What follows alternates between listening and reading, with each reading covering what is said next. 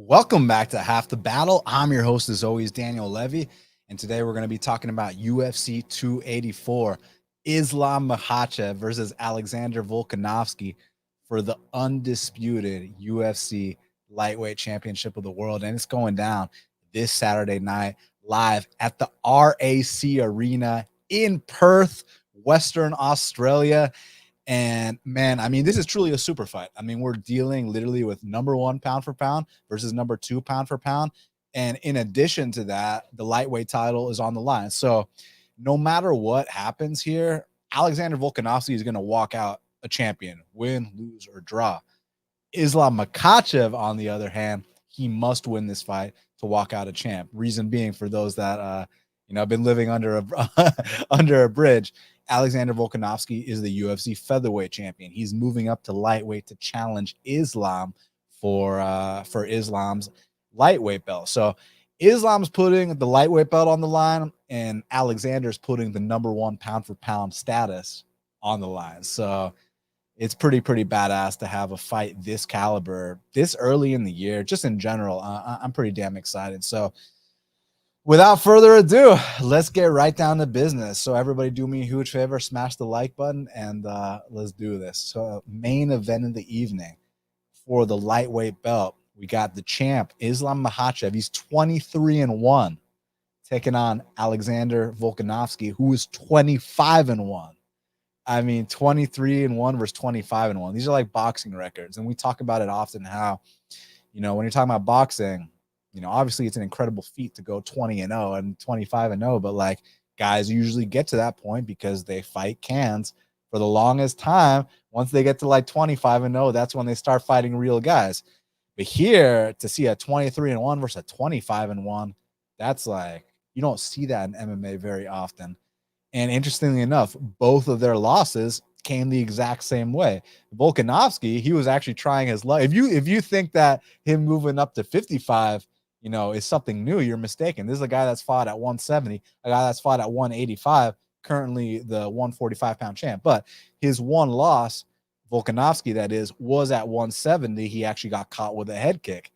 Islam's one loss against Adriano Martinez got countered with a nasty counter right hook from the southpaw stance. So both guys have been finished via knockout in their only losses. Now, I guess the big talking point is, it's so easy to sit here and say, well, if it hits the mat, Islam's going to win. If it stays standing, Volk's going to win. And it's just, I don't think it's that black and white. I think that when you're talking about guys on this caliber, every single area needs to be accounted for, because there's a scenario where Islam doesn't need to control Volkanovski to win this fight. And what I mean by that, because I know that sounds like a foreign concept. I know that sounds like, what the fuck are you talking about? But the way Islam could win this fight without, a bunch of rounds of dominating and suffocating top control is the threat of the takedown, presenting that threat, feinting the takedowns, getting Alex worried about that. Because, when I talk about feinting, Alexander Volkanovski is literally the best feinter, not just in modern day UFC, but I'd say probably in the history of the sport. And what's so important about feinting is that, it gets people kind of hesitant on your rhythm. It gets people not sure about what's going to come next. You start feinting body shots, you go upstairs, you start feinting a takedown, and then you start throwing punches. It confuses the hell out of his opponents. And that's why when Alexander Volkanovski went down to Rio and he fought the great Jose Aldo, I've never seen Jose Aldo confused like that in a fight before. That's what Volkanovski brings to the table. Elite world-class feinting. You think he's going to jab, that's when he calf kicks you. You think he's going to calf kick you, that's when he goes upstairs with a big left hook. Like, you literally do not know what's coming against Alexander Volkanovski while he's standing. And then when you talk about the ground thing, because it's like we're trying to act like Volkanovski's weak on the mat or something. The guy's not weak on the mat at all. In fact, if you go back to his fight with Jeremy Kennedy in the UFC, and guys, no, I'm not comparing Jeremy to Islam. Don't even put words in my mouth. I'm just giving an example of when Volkanovski's won fights on the mat too. And when he did that against Jeremy Kennedy, at the time, Jeremy Kennedy was known for being the guy that would take people down, and it would be the most boring fight ever, but he was very effective, very dominant, would suffocate these guys. And I remember when Volkanovski took Jeremy Kennedy down, and you saw the look on Jeremy Kennedy's face like, whoa, this guy's about to beat me at my own game. And then he pounded Jeremy Kennedy out. Like, that was one. I mean, I've known about Volk like for a long time. You know, I had him on Half the Battle twice, you know, way before he was a champion, back when he was fighting Yasuka. What's the guy's name? Yasuka. Hold on, let me look it up. Yasuki Kasuya. Okay, so that was his UFC debut. So I had him on the show around that time, and like he ground and pounded that dude in a way where like we never heard about Yasuki Kasuya ever again. Let's just leave it at that. So you look at, you know, Volkanovski, and like I said, the Kasuya fight, you saw his ground and pound's nasty. The Jeremy Kennedy fight, another example of disgusting ground and pound.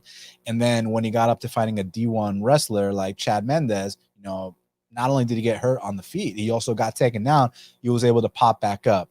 Now, granted, when you're dealing with Islam Makhachev, it's not just as simple as, hey, let's just pop back up, you know, from the first 2 takedowns. Then he's going to gas out and be discouraged. And, you know, and then we go to work, which would be like the normal instance in a lot of Volkanovski fights. Excuse me. And, you know, with a lot of like Islam's opponents, right? Like, yeah, you might be able to stuff the first couple takedowns. You might be able to get back up from bottom once or twice, but after that, you're drained. And the thing about this dude, Islam Makhachev, is, I mean, he'll try to take you down 100 times. Like the guy, like let's look at some of these numbers from Islam Makhachev, because he's put on some ridiculous takedown numbers. And actually, as the years have progressed, the numbers have been going down. Reason being is that his top control is so effective. He's been finishing fights. Like y'all remember for the longest time that Islam Makhachev was criticized for being, oh, another boring decision guy, right? I mean, you know, he's finished his last 5 fights, right? And it's not against slouches either. Charles do Bronx Oliveira, the guy with the most submissions in the history of the sport. Bobby Green, like, yeah, Bobby Green might not be a top 5 guy, but guys don't often come out there and just dominate Bobby Green. Like, even if you beat Bobby Green, it's usually like a controversial split decision or like a comeback KO or something. Like, Islam just dominated him. Dan Hooker didn't even get to land a punch. You know what I'm saying? Got to go a little bit deeper with Thiago Moises, but my point is, like, even deep into the 4th round, like, Islam's still going to be there. Islam's not going to be discouraged. Islam is going to be going back to the well. And if you show any kind of weakness against a guy like Islam Makhachev, he will show you the door. He will get you out of there. You know, the thing with Habib is, you remember when Habib and Michael Johnson fought, and Habib was on top of Michael Johnson. Michael Johnson didn't want to quit, and Habib's like, brother, you must give up. I must fight for title. You know what I mean? And, you know, eventually he was able to, did he Kimura him? He did some shit to him. You know, first he fucked him up with ground and pound. The thing is, Alex isn't exactly the kind of guy that's going to give in. You know, you saw the Ortega fight when he's in this disgusting mounted guillotine. His face is turning purple. And like, none of us would have held it against him if he tapped out.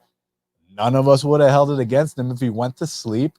Like, live to fight another day. You're a warrior. Like, it is what it is, right? And this dude finds the littlest of space to alleviate the pressure from the guillotine, get back up to his feet, reverse the position, then he's on top ground and pounding. So Volkanovski is a very resilient guy. So when we talk about, you know, the size, right? Like, because I guess that's a big talking point here. You know, there's weight classes for a reason. I'm sure that's something that a lot of people are saying, and that, you know, there's a reason this guy's at 45. There's a reason this guy's at 55. I get that, but the thing is, like, Volkanovski is not just some. I know he's short, but he is not a small man, and it's easy to sit here and you know, talk about his, you know, rugby background. A lot of people do, but like, the thing about it, man, is that's a legit thing. Like, he was this 5'6" guy, 215 pounds, you know,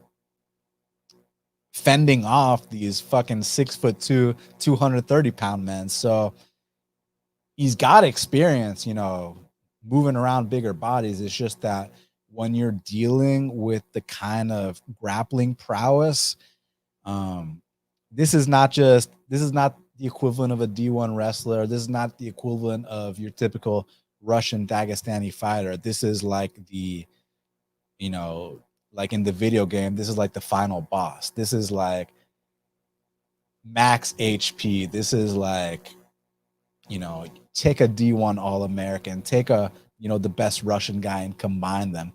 That's the kind of strength you're dealing with.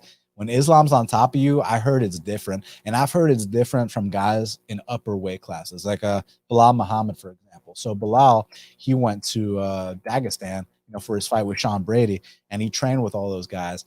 And he said that Islam Makhachev, Bilal's a 170 pounder. He said that Islam Makhachev would hold him down and talk him through positions, right? Whereas like when Habib would get on top of him, Habib would be like, brother, you must give up. You know what I'm saying? But when Makhachev was on top of him, he was, you know, trying to talk him through like, hey, like, you know, move your hips this way, or, you know, whatever the case may be. I don't know the exact positions they were in, but Makhachev, like, that's how, like, you know, I don't know if y'all have ever trained before, but like sometimes there's this guy in the gym who will, like, you know, dominate you, and he'll be having a conversation with someone all the way across the room. Like, do y'all remember when that like pre-recorded PFL card happened like last year?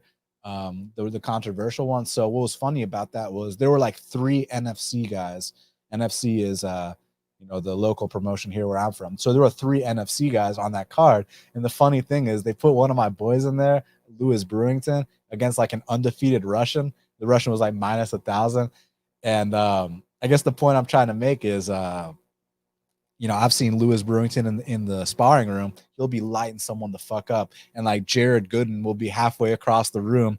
And my boy Lewis Brewington will be like, hey, Jared, look. And he'll just start teeing off on someone. Like Bilal said that that's basically what it was like when he was rolling with like Habib and Islam, that they'd get on top of him and then have a conversation with someone halfway across the room. Like, that's the kind of shit that'll either make you or break you mentally, to know that like you've put in all these years of work and these guys are still so far ahead of you. So basically what I'm trying to get at is that I do think Volkanovski can stuff some takedowns. I do think Volkanovski can get back up from bottom, create some scrambles. It's just, my question is, can he keep doing it in the 3rd, the 4th, the 5th round? Because what I know about Islam Makhachev, this guy can go all day. And he's not going to be discouraged that you stuffed the first few. He's not going to be discouraged that you got back up, because, I mean, it's not like, you know, there's some guys or some girls where like if they don't get their early submission, they kind of mentally break. Like, I put in all this effort to put this guy down. I put in all this effort to squeeze for the choke, and it didn't work. What do I have left? Whereas like is a guy like Islam, fight off his first 10 choke attempts, he'll get you with the 11th. Get back up from the first 7 takedowns, he'll get you with the 8th. So it's just, I just hear it's just a different kind of pressure. And I don't ever want to be one to discredit or count out Volkanovski, because the kind of regard I hold him in, I've already talked about how he's got the most elite feinting game that I've ever seen in all my years watching this sport. And that's not something that you just brush off. That's not something that you just, oh yeah, he's got good feints, no big deal. Like, having an elite feinting game is the reason why he doesn't absorb that much damage. And he's in there with volume machines like Max Holloway. He's in there with the greatest of all time, like Jose Aldo. He's in there with one of the most dangerous submission artists in Brian T. City Ortega.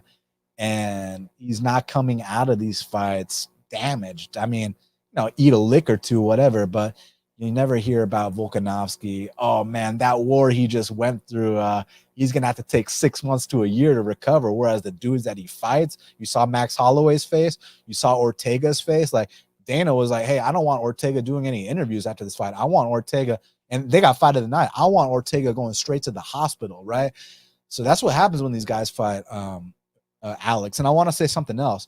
So when Islam fought Charles, and y'all can go back to my show that I did for that. And I said that line, it was like minus 163. I think I bet Islam at against Charles.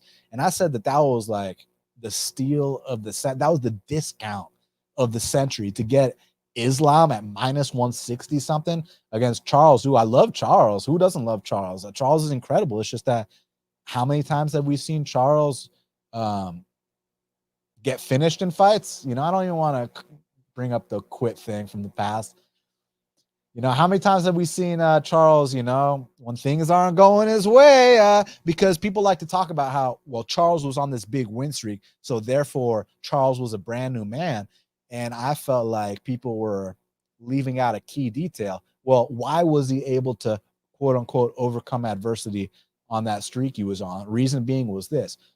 Charles would get dropped in a lot of these fights. And the reason he was able to recover and come back and win these fights is because all these guys were terrified to follow him down to the mat. And what I said in my Islam versus Charles breakdown is that when Islam rocks him, Islam's going to follow him right to his guard. Islam's not scared of this man. And that's exactly what he did. Charles threw a flying knee, and it was beautiful timing by Islam, countered him with a big shot, dropped him, followed him right to his guard, past the guard, and arm triangle the man, you know? So that was the difference between Islam and all the guys that Charles had fought up until that point. And there's a difference between Islam and all the guys that Alex has fought up until this point. So I just simply think that it's just that Islam's just different, but I'm not going to sit here and say a one takedown in the fight is over shortly after. Like, I do think that Volk's going to stuff some takedowns. I do think that Volk is going to create some scrambles. I do think that Volk is even possibly calf kick him a couple times, light him up on the feet. Like, have some moments in this fight. For sure, I think he can have moments in this fight. But then again, we can't sleep on Islam standing either. Like, the difference between Islam and Volk's got an insane volume, of course, the feints, all that. He's going to have a lot more activity and a lot more variety than Islam on the feet. The thing is, Islam, it might be a little bit low volume, but it's very smart and it's very effective. When Islam decides to let his hands go, it tends to land. And not only that, Islam is very, very tough to hit. Let me pull up the stat real quick. So Islam, listen to this. I want y'all to guess this. How many strikes absorbed per minute y'all think Islam gets? And we're talking, how many fights has Islam had? Islam's been in the UFC since 2015. So we're approaching a decade. He's been in the UFC for close to 10 years. And this man absorbs less than one strike per minute. Like, that is just beautiful. Like, if you're talking about a guy with like a 2-fight sample size, okay, you know, who gives a shit? We don't have enough evidence. But when you're talking about a dude that's been in the UFC since 2015 and gets hit less than one strike per minute, like, damn, like, holy shit, like, that's like unheard of, man. So, like, just because Islam's known for, you know, the Dagestani wrestling, the Khabib style school of, you know, Dagestani airlines, you know, stamp those sky miles, you know, all that stuff. Like, this dude don't get hit standing. He's been knocked out once, you know, and I think also if you look at his physique in that fight when he fought Adriano like almost 10 years ago, didn't even look like the same guy. Looks like a grown-ass man now, looks like a kid back then. So, yeah, I mean, like, the thing about it is I didn't even read the odds. They currently got it minus 380 Islam. The comeback on Volk is plus 315. So it's just one of those things where it's like, I'm picking Islam to win the fight. And usually when I'm kind of like, you know, because like with a minus 3 something, I should be more confident. It's just like, I was so confident on Islam at minus 160 something against Charles, but I hold Volk in way higher regard than Charles. I think Volk is infinitely tougher. I think he's trickier, maybe not with the submission game, but that feinting game is tricky beyond belief. I think his body type, like, people give him shit for being short. You try taking down a fire hydrant. You know what I'm saying? The guy's a beast.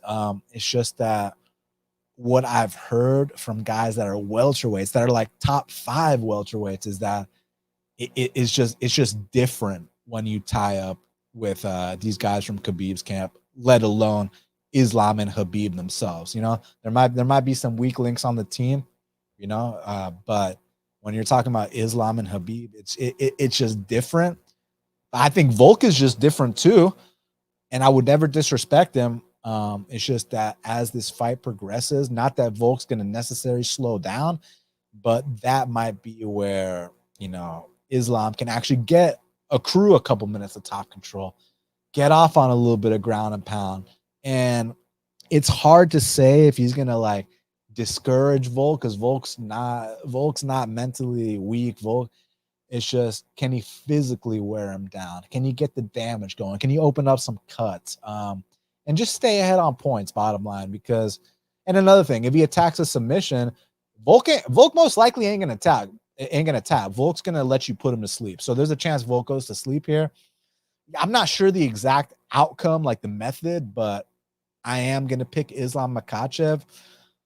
But the thing is, like, if someone's interested in betting the number one pound for pound fighter at plus 3 something odds, like, I get it.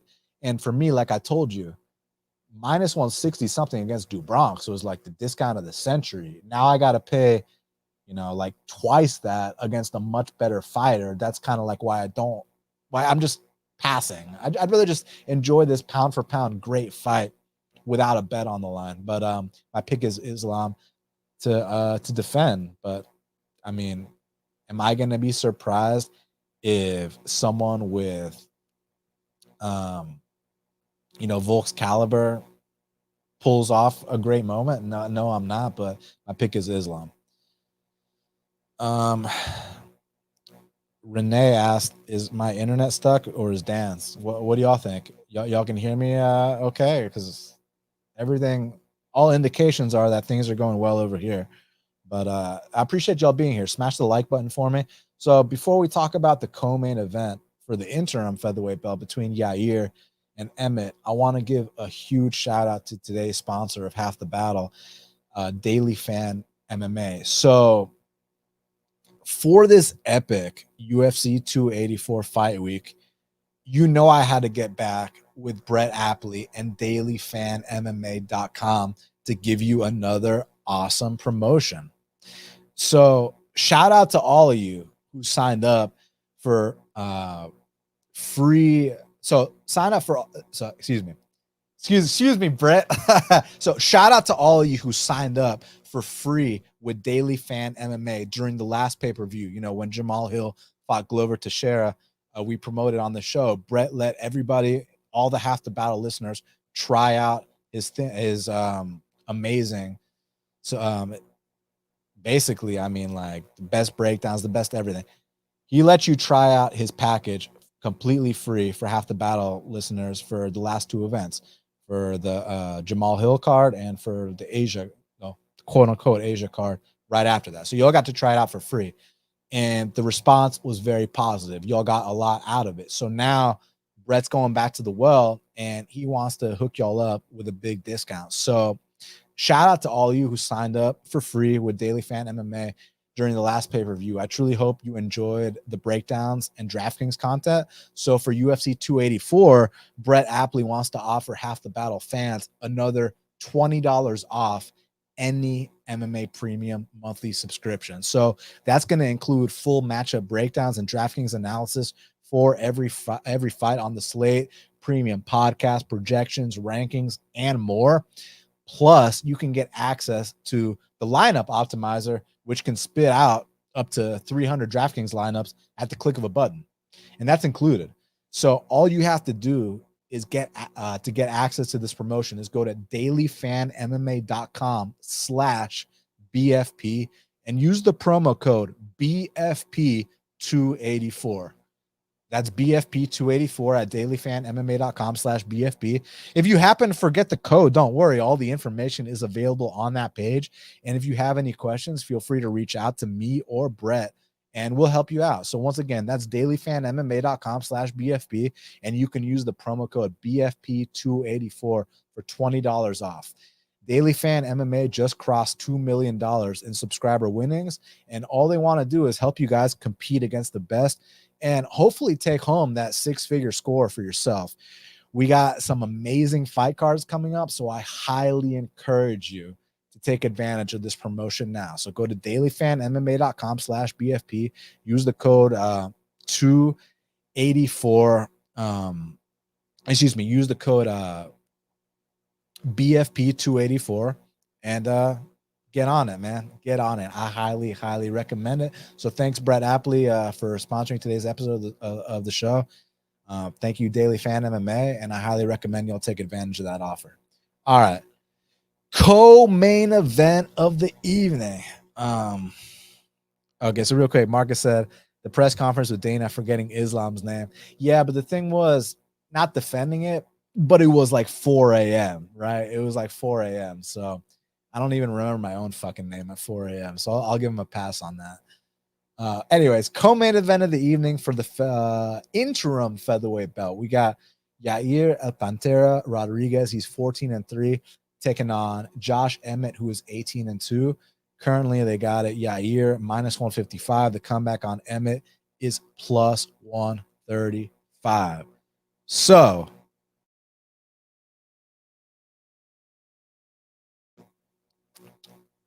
this is an amazing fight for a variety of reasons. I mean, I've been wanting to see both these guys get their opportunity at gold for a long time. And Yair Rodriguez, I mean, he's a guy that can do things that other guys can't do, especially when you're talking about the kicks, the creativity. I mean, he'll even try some stuff on the mat too. And like, he's got these unorthodox trips, he's got spins. He's just a very unique guy. Like, I feel like if he wasn't a pro MMA fighter, he'd be like a BMX biker. He's like one of these like adrenaline junkies. Like, I feel like he'd be a skydiver. I feel like he'd be like one of these guys on working for Red Bull, being like shot out of a cannon, doing crazy ass tricks. Like, that's the kind of guy this man is. I mean, like, even in that fight with Zombie, was down on the scorecards, gets like an elbow that like no one's ever seen before. People can talk all the shit they want about the Brian Ortega fight, but Yair whooped Brian up until that injury. So, I mean, like, it's not like Brian was winning the fight and then he got injured. Then it's like, oh man, how unfortunate. Look, it's still unfortunate, but it's like Yair was fucking clinicking him for the first 4 minutes. And they went to the ground, and guess who lost when they went to the ground, right? But now, all bullshit aside, even though that's not bullshit, the way that he matches up with Emmett, listen, Emmett is one of these guys that he is short, stocky, explosive, powerful, big knockout power. And that's not just hyperbole. I mean, he's got the most knockdowns in the history of the featherweight division. I mean, let's literally go back and take a gander at what I'm talking about here. So when you talk about the most knockdowns in featherweight history, I mean, look at this. Josh Emmett knocked down Ige. Josh Emmett knocked down Shane Burgos twice. Knocked down Mirsad Bektic with a jab. Knocked out Michael Johnson. Dropped Jeremy Stevens despite losing that fight. Knocked out Ricardo Lamas. Dropped Felipe Aranches 4 times. So this man's got the most knockdowns in the history of the featherweight division. So I think he's very dangerous. And at any point, he could catch Yair and put him down. And also, there's like this narrative about how, Yair's got the better volume here. And like, statistically speaking, he's got better volume by like 2.3 something, whatever. But it's more so of a thing where like you kind of often think about these like, short explosive guys as having like low volume, but when they explode, it's scary and they can knock you out, but it's usually low volume. Besides that, the thing with Emmett is that's not the case. I mean, he landed over 107 significant strikes against Calvin Kattar, landed 127 significant strikes against Shane Burgos. So this is a guy that's gone out there and put up numbers multiple times. So it's not just a one-hitter quitter ordeal. He can win decisions too. And we could talk about, the rumor came out that he's got a hip injury and, then he's almost 38 years old. Fair enough. Okay, whatever. I still think he's going to show up. It's just about a lot of things, obviously. And some of those lot of things include, in space, Yair is a ridiculously good kicker. And he's gotten a lot better at kind of toning things down. One thing that kind of plagued him in the past is, as a fan, you'd enjoy the fact that this guy would be doing these 360 kicks. These guys you'd be doing all this ridiculous stuff, jumping off the cage, whatever the case may be, but he'd go balls to the wall, kind of fatigue as fights carried on. I feel like he's gotten a lot better at pacing himself. Point in cases, he knocked out Korean Zombie deep into the 5th round in Denver, Colorado elevation after like a war. He had the wherewithal to pull that move off with 10 seconds left in that elevation, Denver, after a war. Next example against Max Holloway. Look, he lost the Max Holloway fight fair and square, but you got to understand, he was like a plus 600 underdog, and he won 2 of the rounds on 2 judges' scorecards, including the 5th round. So I do think that he's gotten better about pacing himself, and I think he's paid his dues to the point where now he's ready for a title fight. So it's like a fight like this is one of those where, like, you see them run it 10 times, you're going to see a different outcome every single time. So I see the argument for the dogger pass situation, but Emmett winning is going to be reliant on it's not necessarily reliant on knockdowns or reliant on knockouts or reliant on this and that. It's more of reliant on getting that respect from Yair and letting him know the threat at hand, letting him know, like, hey, this is a different kind of physicality. This is a different kind of power coming at you. Because a lot of people, you know, they just like to be like, oh, the Kattar versus Emmett fight was this big robbery, blah, blah, blah. And they don't even, you know, dive into exactly what happened in that fight, which I do. And I'll tell you exactly what happened in that fight. And that fight was not a robbery at all. Like, yeah, you can look at Emmett's face afterwards because maybe in one of the rounds or 2 of the rounds, you know, Kattar was doing his thing. But if you really look deep into what happened in that fight, I mean, Emmett had Kattar gun shy for like the first 3 rounds, period, point blank. It wasn't up until the 4th and 5th round that Kattar finally, I guess, found his range and was what it was. And that's when Kattar clearly won the 4th and 5th. But I thought Kattar lost the first 3 rounds. And it's easy for people, oh, you lost a parlay on Kattar, so now you want to call it a robbery. But no one told you to lay -2 something on a split decision type fight.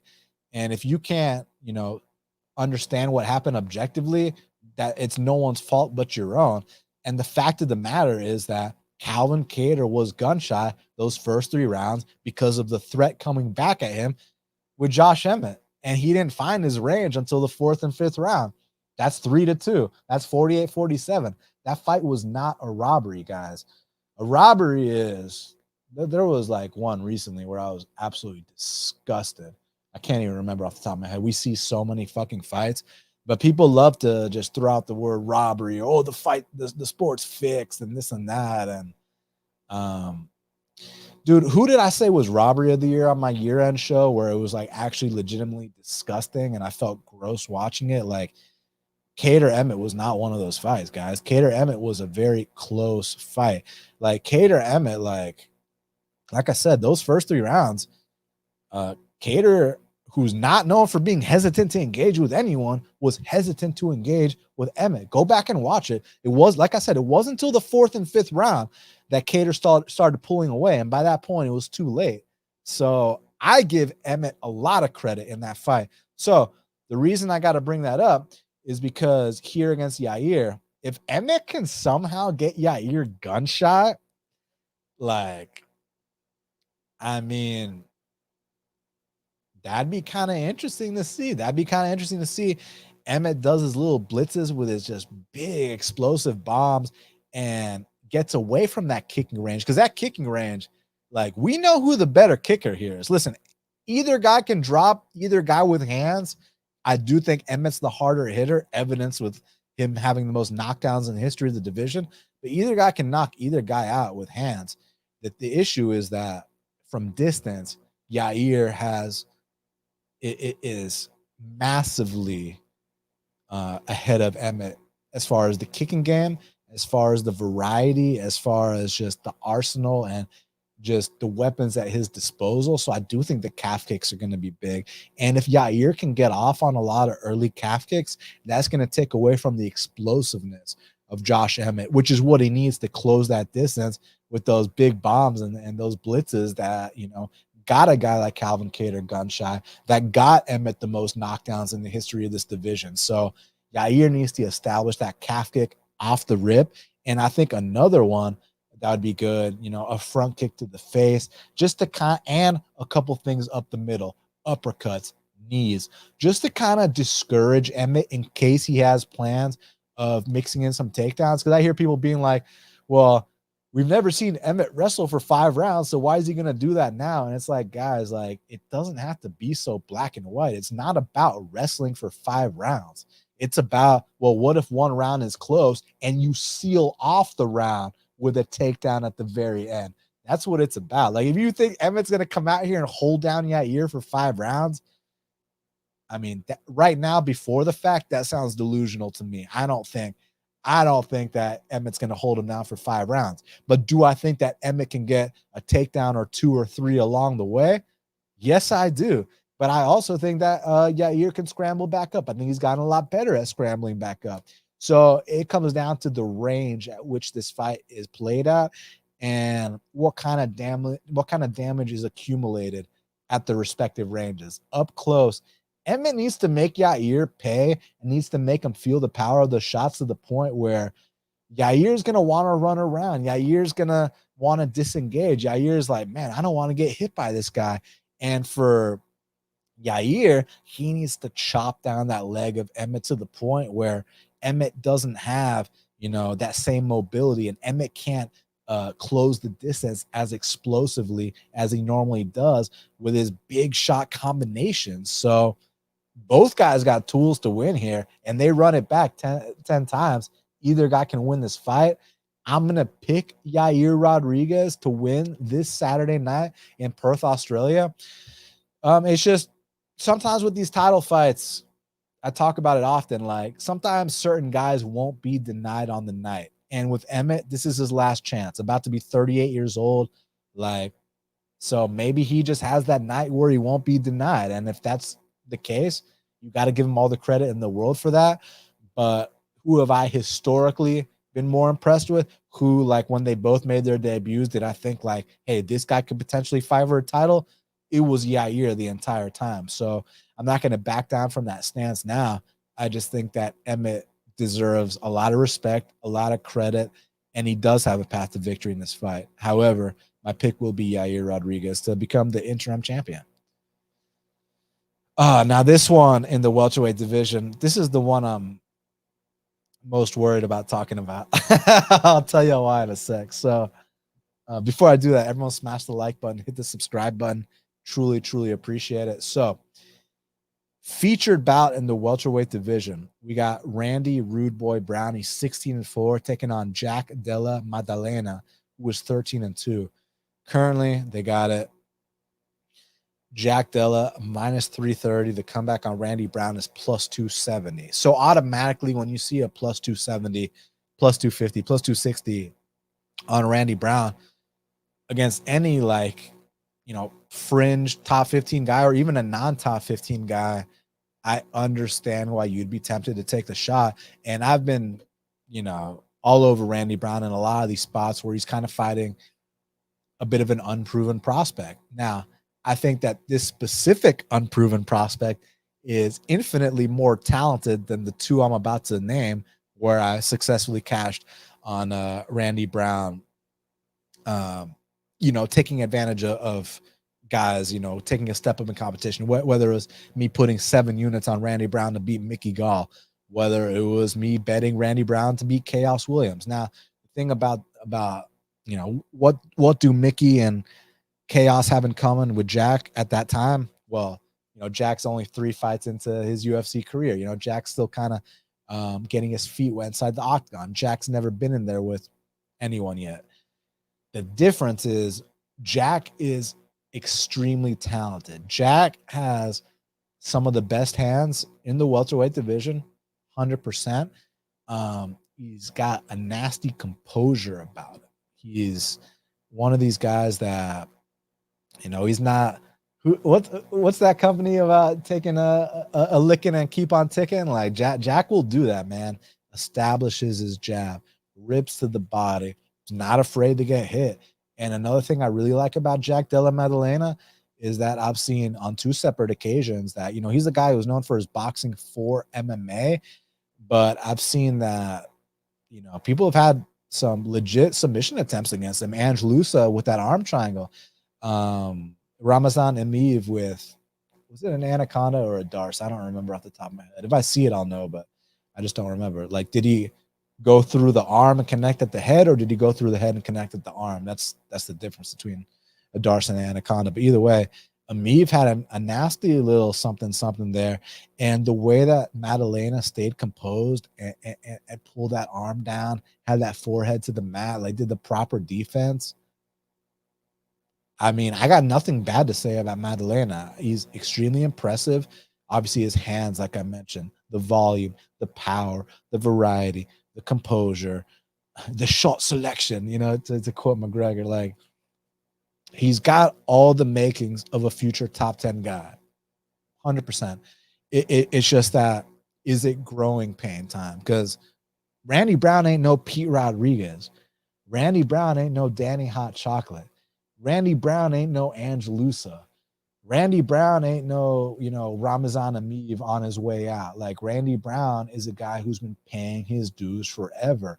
Randy Brown is a guy who fought Bilal Muhammad like half a decade ago. He's been fighting the best guys in the world and is clawing his way to get to the top 15. And Randy's got a lot of physical attributes, as you guys know. 6'3". He's got the long ass reach. He's starting to learn how to use his length. Has a nasty submission game too. I mean, you get caught up in one of those long man chokes, and there's a chance that you're either going to sleep or you're tapping out. So also knees and stuff like that. So, and also when Randy loses fights, for the most part, he still gives these guys tough fights. Like, you know, like the Bilal Muhammad fight was a tough 3-round fight. The Nico Price fight, I mean, he was giving Nico the business, and Nico knocked the dude out off his back, which he's actually done more than once, which is crazy. I don't see Maddalena doing that. I think if Maddalena is going to win, it's going to be on the feet. He's going to do what he always does. He's going to, you know, establish his jab. He's going to mix it up to the body, a calf kick here and there, go upstairs, like get you guessing. And then with Brown, so the things I don't like as a betting man, I don't like as a betting man that sometimes he gets a little arrogant in there. And as a fan, I like it. I love, you know, the showmanship. I love the swag. I love the fact that he's feeling himself. I like that he's feeling comfortable in there. It's just when you bet on him, you're going to be like, Randy, stop fucking around. You know what I mean? And I found myself saying that a lot when I bet on Randy. So I know this is a very dangerous fight. This is one that's really tough for me to pick, though, because it's like all these great prospects are not exempt from taking a roadblock along the way. Like Beneil Dariush, right? Now he's number 3 in the world, about to fight Charles Oliveira.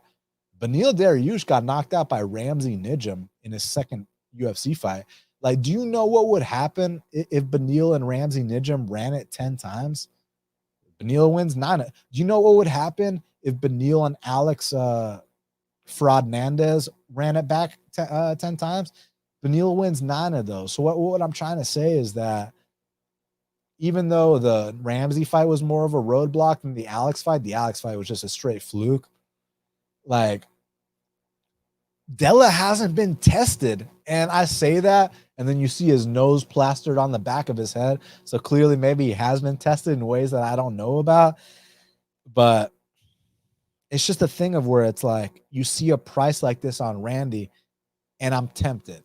I'm fully aware he might get knocked the fuck out. I'm fully aware that, you know, Della, I think win, lose, or draw, Della is a future top 10 guy. No questions asked. It's just that these fights have been too easy, and that's not his fault. You cannot hold it against Jack Della Maddalena that he's been coming out here handling these guys accordingly and running through them. You cannot deny that, but you can also not deny that Randy Brown is a massive step up, is not even in the same stratosphere as Pete Rodriguez. Pete Rodriguez was fighting fucking Mike Jackson his last fight. Do you know what would happen if Jack Della or Randy Brown got locked in there with Mike Jackson? It would be the first, you know what, in UFC history, right? So, like, listen, here's the bottom line. The bottom line is I don't know what's going to happen. What I do know is there's going to be some exciting striking exchanges. What I do know is that Randy likes to fuck around a lot. But what I also know is that Randy's been in there with heavy hitters and he's survived against Chaos Williams. Now, Jack's much more technically sound than Chaos Williams. No questions asked. But Chaos does have that one hitter quitter. I don't know. I really do not know. Like when Randy starts getting off on those long strikes, it looks beautiful. Offensively speaking, I love it. And the fact that he's been paying his dues for so many years, he's got good jiu-jitsu. It's like I don't know who's going to win, but at those odds, I might be willing to roll a dice to find out, right? To find out. I'm already sold on Della being a future top 10 guy.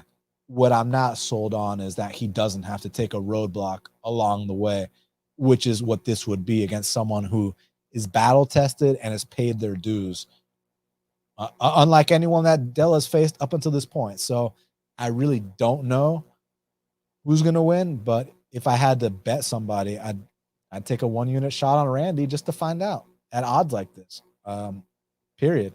So I'm okay being wrong here because I respect and appreciate the talent of Della 100%, but you got to respect someone that's paid their dues like Randy. So let's see how the prospect does with this test. I'm gonna go with Randy for the big upset. I know I'm gonna do it. I'm gonna go with Randy. All right. Also on the main card, wow, we start off with these 3 incredible fights.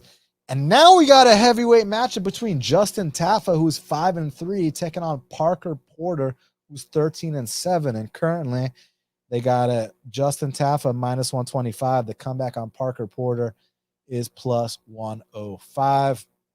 The thing about this fight is like, so actually, Parker Porter is better, technically speaking, than Justin Tafa. And he's more experienced. I mean, we're talking about a guy in Parker. You was in there with John Jones back in the day. Got smashed, but hey, still fought John Jones on his regional. That's how experienced this guy is. And with Tafa, kind of like, you know, a poor man's Mark Hunt, poor man's Tuivasa, has that style. You know, big left hooks, big leg kicks. Like doesn't look athletic, but will, like in terms of physique, but will look athletic in terms of how he explodes into these knockouts. Beautiful elbows off the break, like that left hook I mentioned. You start to dip a little low, the guy's got a nasty uppercut waiting for you. As far as his ground game, you know, obviously it's not the best, but he has gotten better about, you know, exploding out of bad positions. How long can he do that? While, you know, once he gasses out, I don't know, but while he's fresh, I think he can explode out of some bad spots. Parker, it's an interesting cat, you know, not the most athletic at all either, but he has had some good volume in certain fights and has shown some things. It's just that, you know, I can totally see this being a spot where like Tafa's green, but like I can see incremental improvements fight by fight. And I can see Porter maybe getting off on some volume and then eventually getting caught. So, you know, it's a heavyweight fight, or they could just hug each other against the fence for 3 straight rounds. Either guy could get knocked out, but my pick is going to be that Porter lights him up and then gets caught. I'm going to go Tafa via knockout. Now, kicking off the main card, we got a matchup between Jimmy the Brute Crute. He's 12-3, taking on Alonzo Menifield, who is 13-3. Currently, they got it. Jimmy the Brute Crute minus 185. The comeback on Alonzo Menifield's plus 160. So, real quick, anyone know why Alonzo Menifield left Fortis MMA? Like, can someone explain that to me? Like, doesn't like Coach Saif Saud seem like the best, like one of the best coaches and just like a motivational guy? Like, if you don't show up to practice, he will hold you accountable. And then when I heard, like, I forgot if it was Ryan Spann, Kennedy and Nzechukwu, or Jeff Neal, like, they asked him, like, well, they're like, oh, you got all these great guys at the gym. You got Jeff, you got Kennedy, you got Ryan Spann, you got Alonzo Menifield. And he was like, oh, no, Alonzo don't train with us no more. So I was like, oh, so I wonder what happened. Anyone know what happened between Alonzo and Fortis? Because he's not at Fortis anymore. So interesting stuff. And then with Jimmy the Brute Crute, I've always been a fan of Jimmy the Brute Crute, man. How can you not love Jimmy the Brute Crute? I mean, the guy comes to fight every single time. Prior to his UFC career, he already knows what it means to go 5 rounds in a fight. Black belt in jiu-jitsu. I heard someone say he was a brown belt. No. He's been a black belt for a while. Only man to submit Paul Craig inside the octagon. He's got some nasty sweeps off his back. Just my issue with Jimmy the Brute Crute is he's just kind of a meathead sometimes. Striking defense ain't exactly the best, doesn't really move his head, but offensively speaking, he's got big power on both hands. He can land head kicks. Got a nasty blast double. And then obviously his black belt in jiu-jitsu, he gets on top of you. He can finish fights. So I see this being fun. It's just, how is Jimmy doing mentally after the Jamal fight? Because it's one thing, the Smith fight, okay, kind of fought like an idiot, which he's done before, but like, he was still having success in that Anthony fight whenever he decided to take him down. Just couldn't get back up after the first round, right? But the Jamal fight was a little bit different, man. When you get put out like you're absolutely nothing and nobody, the way that Jamal handled him, the undisputed light heavyweight champion Jamal, that guy, the guy that y'all were picking a 43-year-old to lose against. Like, come on, y'all. But if you listen to half the battle, you were on Jamal. But back to this, like, how's Jimmy recovered mentally from, like, didn't he tear his ACL and then he got knocked the fuck out by Jamal? So, like, if he can, like, get up on the couch. Get up on the couch. Talking to my girl, Blondie. If he's recovered mentally and he's still Jimmy the Brute Crute, then I think he's got a very good chance to come out here. Because Alonzo Menifield, he's bricked up. He's strong. He can hit hard. His ground game has been getting better. It's just that he tends to fatigue as fights progress. And one thing about Jimmy the Brute Crute, not that he's got the best gas tank, but he will push through. He will push through. He is tough as nails. And even like in that Paul Craig fight when they were both so fucking gassed, man. To Kimura, a guy like Paul Craig, that speaks volumes. Oh, someone typed in the chat, Alonzo is training with Pat Barry now. Alonzo. So you went from one of the best coaches in the game right now, Coach Saif Saud, who, I mean, the general. You don't talk back to the Coach Saif Saud, a guy that'll hold you accountable. And now you're going with the guy who was like 40 years old dating a 15-year-old. Like, hey, bro, like, I don't know your reasoning. And maybe I exaggerated a little bit about the Pat Barry thing, but my instincts tell me that Coach Saif Saud is probably a more positive and healthy environment, non-toxic environment. But that's just an educated guess because I don't know these guys personally, and I can get off on a tangent. But bottom line, if Jimmy the Brute Crute is still Jimmy the Brute Crute, I think he's going to come out here and win this fight. I think that the stand-up exchanges can be close. I think that Jimmy can mix in some takedowns. I think Jimmy might be able to come out here, even get a submission along the way. It's just my easy. Hold on. Someone said Zoe may have looked best ever after his first fight with him. Yeah, because he was fighting Misha Serkunov coming off like 10 losses in a row, getting ready to retire. Like, dude, put Jimmy Crute, give Jimmy Crute a rematch with Serkunov, and you'll see what happens. That was just a rookie stunt when Jimmy fought Serkunov. If Jimmy fought Serkunov today, he'd handle him just as bad as Alonzo did. You know this, man. Come on. It's all about timing. Just like I told you about Ramsey beating Benny. You think Ramsey would ever beat Benny again? You think Alex Hernandez would ever beat Benny again? You think Serkunov would ever beat Jimmy Crute again? No, he wouldn't. So Alonzo starching Misha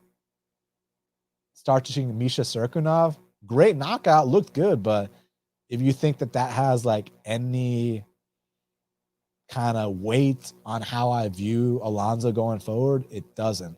Knocking out a corpse doesn't mean shit to me. Period. So I'm going to pick Jimmy the Brute Crute. It's just, are you still Jimmy the Brute Crute? Are you still that young, hungry kid that wants to get to the belt, that will do whatever it takes? Or did Jamal, did he take that soul out of his body? That's what I want to know. So that's why I'm not going to bet on this fight. I don't think. See, normally I love betting on Jimmy Crute in a lot of fights, not against Jamal. I took Jamal plus 160 there, but other times I like betting Jimmy, but I think I might just sit back and wait on this one. Now, headlining the prelims, we got a matchup between Tyson Pedro. He's 9-3. He said Crute is a corpse. Dude, Crute is like fucking, how old is Crute? Crute is 26, bro. Like, for Crute to be a corpse at 26, that'd be very, very sad. I don't think he's a corpse. But Next up, I'm going to address all these comments after I'm done with the breakdown. And so y'all keep typing them. And then once I'm done with all this, I'll address everything. But let's get done with the breakdowns because I think I spent a lot of time on these first few. So, all right, next up in the light heavyweight division, we got Tyson Pedro. He's 9-3, taking on Modestas Bukauskas, who is 13-5. Currently, they got it. Tyson Pedro minus 240. The comeback on Modestas Bukauskas is plus 200. What's interesting is that didn't Tyson open like minus 1,000 or like minus 750 or something like that? So, you know, obviously a lot of money came in on Bukauskas and now it's kind of settled minus 240 ish. Yeah, so both guys have had a lot of questions about, you know, Tyson Pedro. I think he's very physically fit. I mean, how fucking tall is this guy, Tyson Pedro? Is he like 6'7" or some shit? Oh, he's only 6'3"? Why did I think that Tyson Pedro was like 6'5", 6'6", 6'7"? Must have been wrong. So Tyson Pedro, 6'3", 79-inch reach. Yo, someone look that up. Tyson Pedro is taller than 6'3", right? Isn't I swear to God he was at least 6'5". Hold on.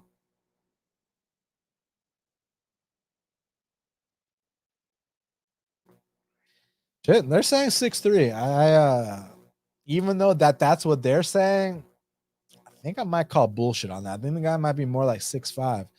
And then here with Bukauskas, another tall ass man. I mean, look, here's the deal. Tyson Pedro is really good at going out. Tyson Pedro is really good at going out there and getting people out in that first round. He is a good first round finisher. Finished some legit guys. I mean, he finished Paul Craig in the first round, finished Khalil Roundtree in the first round. It's just when he goes past the first round, I don't know if it was a maturity thing at the time or if he simply is one of those first rounder bust guys. Because I'm willing to give him a break in terms of like he's paid his dues to maybe now he can dial it in, you know, should fights go past the first round. And with Modestas Bukauskas, he's kind of like the opposite. He's kind of like a slow starter, has that tall man's defense, chin straight up in the air. So Tyson can definitely get him out of there early. And also, I don't really like the volume from Bukauskas that much. Eats way too many shots. So it's just one of those things where first round, I think Tyson Pedro has a chance to finish him or get a big first round. It's just after that, is Tyson going to fall apart? Has Tyson matured a little bit? Because Bukauskas, he does start to turn things up as the fights progress. So, you know, second half of the fight might get interesting should it get there. But I'm going to go with Tyson Pedro to possibly get it done early, you know. Bukauskas does get dropped in a lot of fights. He's a very slow starter. Tyson's a fast starter. So early going favors Pedro, and I think that he does have the goods to get this done relatively early. But should it extend, things will get interesting.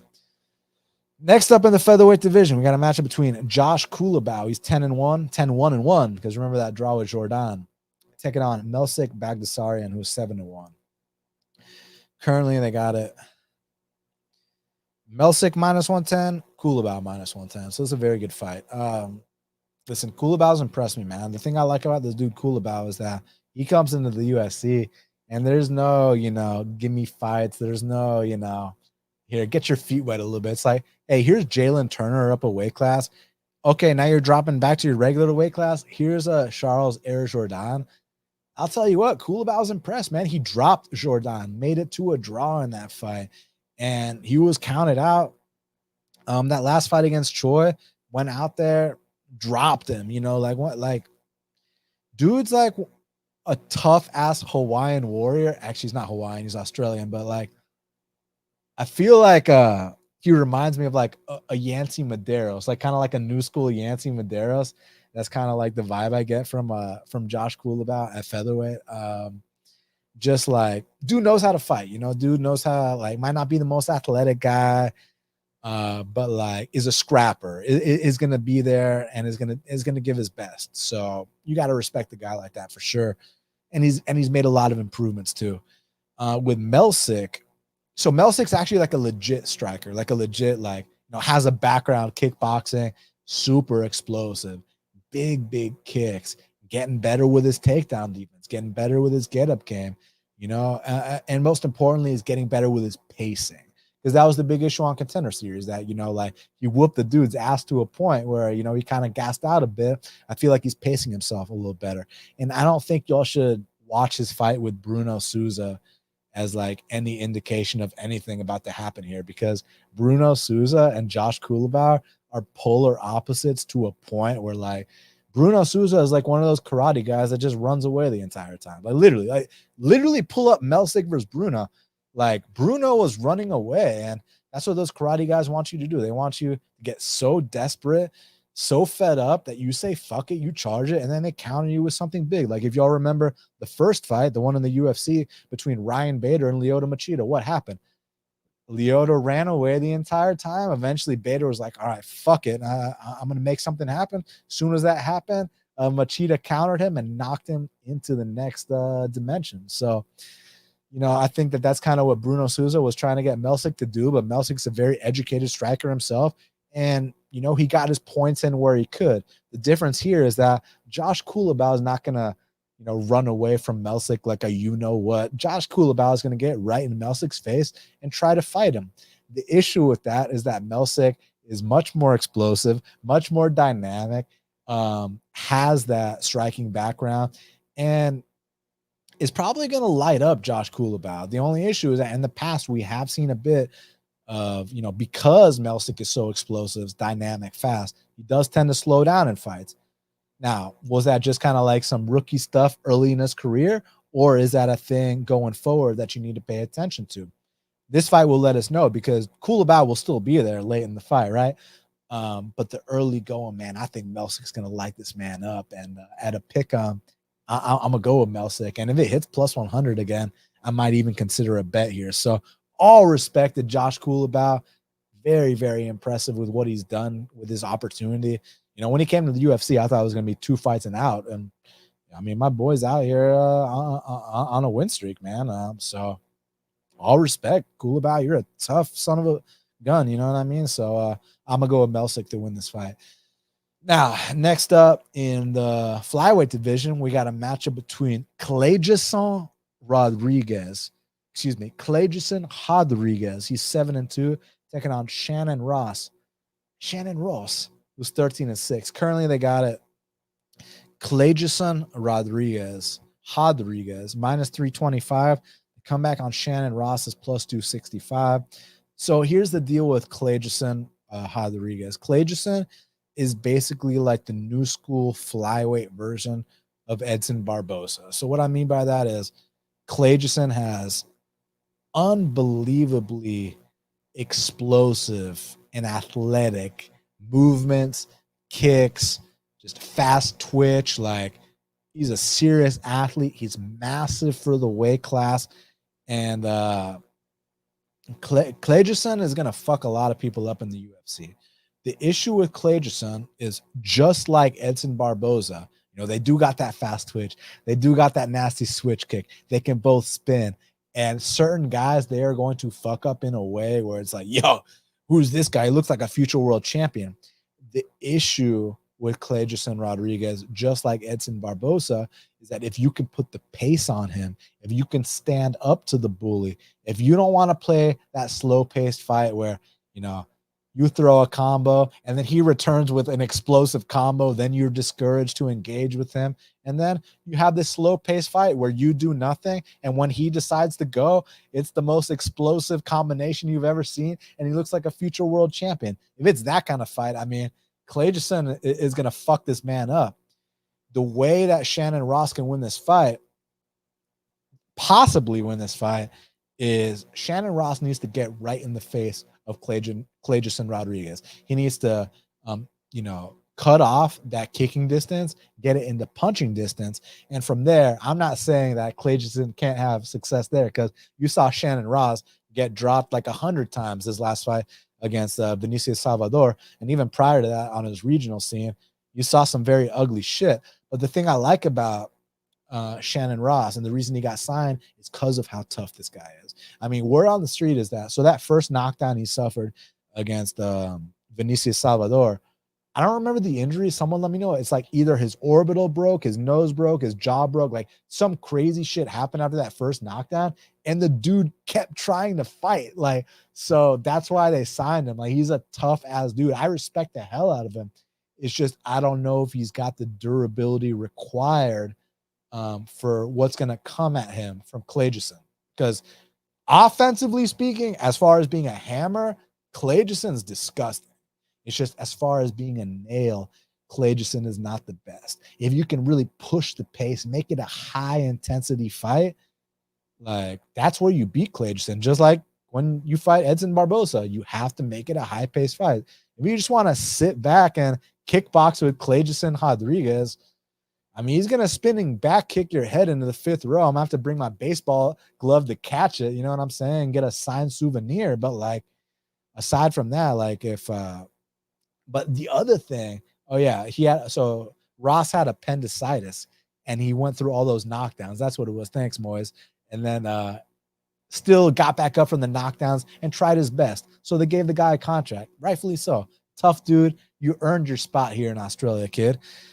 It's just that, so let's say they do the slow-paced Kleydson fight. Kleidson's going to light him the fuck up. But let's say Shannon comes in here with the right game plan, pushes the pace, gets right in his face, closes that distance, like gives this guy no space to breathe. So on one hand, he does have a path to victory here, but on the other hand, when you get in the face of a guy like Kleydson Rodriguez, you're going to leave openings, and we know that Shannon Ross is susceptible to going down. So even if he follows the right game plan, he still might get fucked up in this spot. So I think there will be another time to fade Kleydson, especially you give me a guy that pushes a serious pace, that's not going to be discouraged by what's coming at him, or that at least has the durability to withstand it. Then that's when you fade Kleydson. But I'm not convinced Shannon has the durability or the goods. So I think this is a spot where Kleydson can look good, can look like a future champ, can look like he's going to style. The kid's not a future champ, though. It's all matchup dependent with Kleydson. And this is a matchup he can win. And this is a matchup I think he's going to win and possibly look explosive, dynamic, and get an insane amount of hype afterwards. So I'm going to go with Kleydson Rodriguez to win this fight. Shannon Ross. Now, next up in the lightweight division, we got a match between Jaime Mullarkey. He's 15-5, taking on Francisco Prado, who is 11-0, repping Argentina. And currently, they got it. Hold on, let me just make sure I'm viewing this right.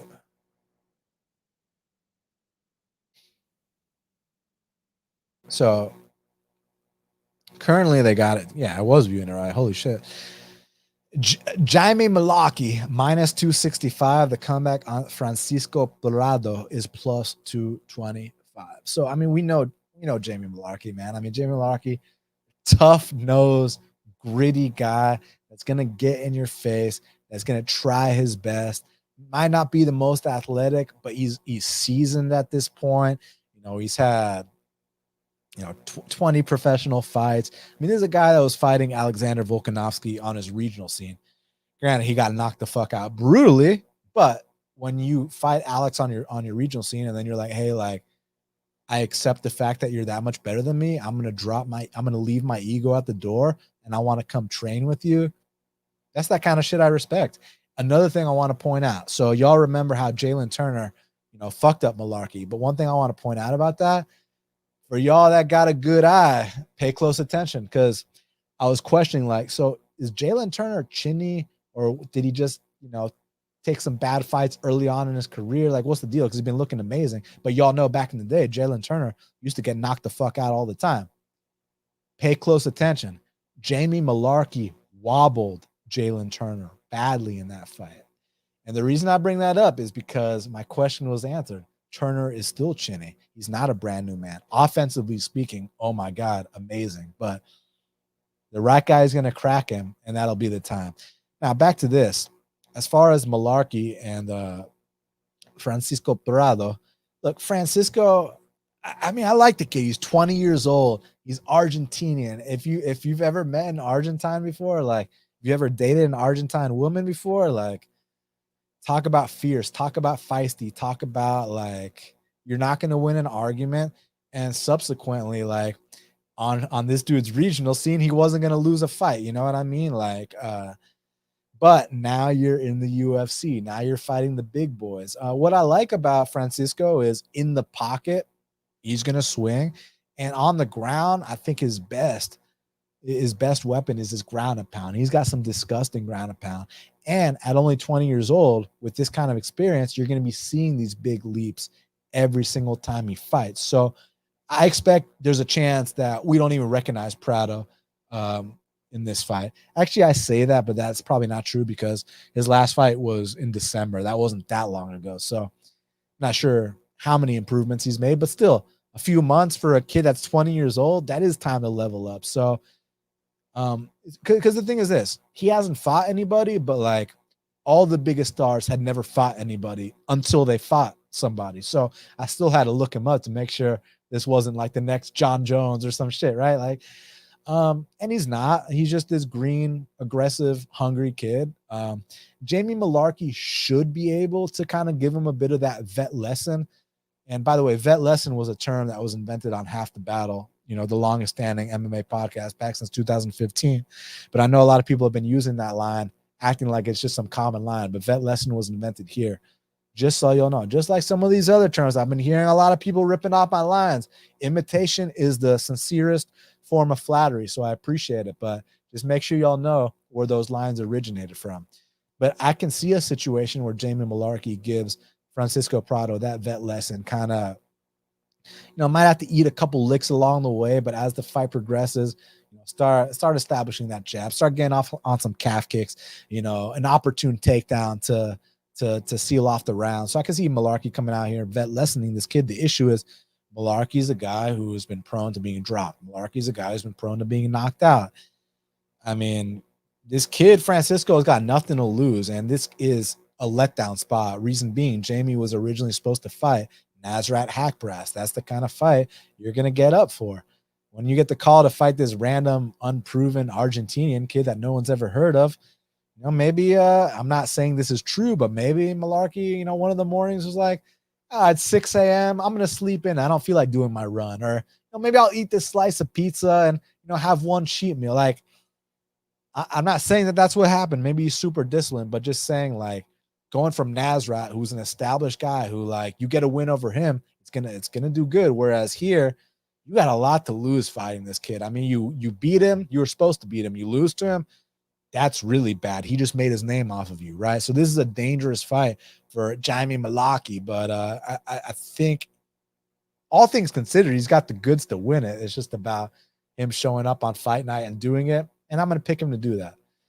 Now, next up in the featherweight division, we got a matchup between Jack Jenkins. He's 10-2, taking on Don Shainis, who is 12-4.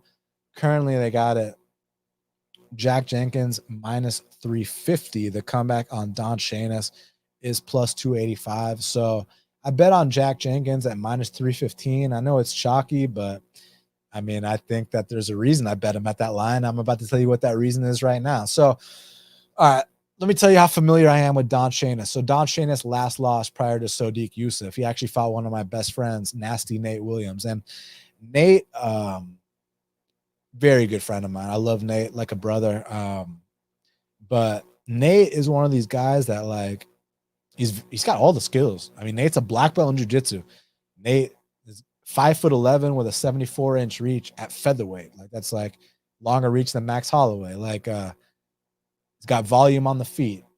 He's won fights via all kinds of submissions. Like Nate is a talented guy. It's just mentally sometimes Nate gets in his own way. That's why his record isn't as good as it could be. But like in the gym, Nate's like the fucking best guy. So Nate gets a short notice fight. My buddy Nate Williams gets a short notice fight with Don Shainis in Don Shainis's promotion over there in Boston. I think it was Boston, somewhere in New England, right? And they go 5 rounds on short notice for Nate. And Nate put it on Don Shainis. You know what I'm saying? Like he overcame all the bad spots and then, you know, backpacked him for rounds at a time and got off on some good volume. Like good shit, Nate. You know, you should have got that call instead. But Don Shainis, you know, after that fight, you know, he's fought a bunch of cans. Goes out there, kind of, you know, he's like this guy that's super short and stocky, and but not like in an Alexander Volkanovski kind of way, kind of in a jobber kind of way. And, you know, he's going to go out there and kind of ground and pound these bums he's been fighting. But, like, dude, that fight he had right before Sodiq Yusuff against Bryce, was it against Bryce Picard, or was it the fight against Chris Lencioni? I don't remember. It's either the Lencioni fight or the Bryce fight. But one of these fights, like, dude, like Don Shainis did a chicken dance of chicken dances against one of these regional bums. And like, I'm telling you, that kind of shit might fly on the regional scene. And I love the fact that he overcame it. Tough guy, 100%. The thing is, a guy like Jack Jenkins knows how to close the show. These guys at the UFC, you give them that one little opening and it's over with. Like in the Sodiq fight, when you want to talk about levels, like when Sodiq doesn't even have to eat a punch and Sodiq can, you know, pull guard with a guillotine, like Sodiq, like I know he comes from an amazing jiu-jitsu gym and like I know he's got a ground game, but like when Sodiq's gonna start fighting the Bryce Mitchells and the Toporias and the Evloevs, Sodiq's not gonna be out here pulling guillotines against these guys, is what I'm trying to say. He can get away with it against a regional guy like Don Shainis. And basically the point I'm trying to make here is that Don Shainis is being brought into this fight for one reason and one reason only, to showcase Jack Jenkins. And let me talk about Jack Jenkins for a second. So some of y'all might only know Jack Jenkins from his Contender Series fight, where it looked like, man, this guy's a badass wrestler. But if you actually go back and watch his fights, that's typically not how he fights. The way this guy fights is he's a very methodical striker. This guy fights behind his jab. Once he starts watering up your eye with his jab, that's when he starts attacking that calf kick. You start getting worried about that calf kick, that's when he starts switching stances. That's when he starts ripping to the body. Like, this guy is a nasty, methodical striker, very influenced by Volk, trains with Volk. I like everything about him. And the fact that his normal style is kind of like a methodical striking style, and then he goes on Contender Series and shows like, hey, like I can wrestle too. Because on his regional fights, I knew he could defensively wrestle. I knew that when people would take him down, he'd pop right back up. But now I know that he can offensively take you down, hold you down, and embarrass you on the mat too. So for a prospect making their debut, like, you know, I think this guy can be a future top 20 guy. I think he can be possibly towards the end of the top 15 one day. But one thing, you know, that doesn't matter. You don't need to be a top 15 guy to beat Don Shainis. I'll tell you that right now. You can be a regional guy and beat him. So what I think is going to happen this first round, you know, Don Shainis is probably going to go balls to the wall, try to make something happen, but Jack is still going to be there. And Jack is going to be making investments and deposits. And what I mean by investments and deposits are calf kicks, body shots, blooding up his nose, making his eye water, making it to where like the takedown entries significantly slow down the umph they have behind them. And eventually, I think Jack Jenkins is going to finish this guy. So that's why I was willing to lay, you know, minus 315 on him. So Jack Jenkins is my first bet of the night as of right now. I plan to have more, you know, later on, but as of this recording here, that's what I have. But y'all know where to check out my bets. Bet MMA tips, betmma.tips/best fight picks, or on Twitter at best fight picks. So y'all already know where to find my stuff. But I think Jack Jenkins comes out here and I think he breaks this guy. So yeah, I got Jack Jenkins here. Now, next up in the strawweight division, we got a match between Loma Lookboonme. She's 7-3, taking on Elise Reed, who is 6-2. Currently, they got it. Loma minus 275. Elise Reed is plus 230. So, two strikers. You know, Elise Reed, you know, she is a striker. That's what she's known for. Loma, obviously, too. The thing is, like, finally, Loma gets the fight she wants. Hey, Loma, there's no takedown threat here. You can literally come out here, show off all your striking techniques, and guess what, Loma? If you want to mix in takedowns here, by all means, because I think Loma can mix in takedowns. I think Loma can get top control. I think there's a chance Loma can pound her out. I think there's a chance Loma can submit her if she wants to test out those areas of her game. But if she's just like, hey, I know Elise is going to give me the fight I want on the feet, go out there and show off your striking that people have been talking about for years. So, yeah, I got Loma. Most likely unanimous decision, but I wouldn't write off a finish here. I'm not an Elise Reed believer. Now, this next one is, in addition to the Randy Brown fight, is probably the hardest fight for me to call on the entire card, and that is the featherweight matchup between Blake Bilder, he's 7-0-1, taking on Shane Young, who is 13-6. Currently, they got it.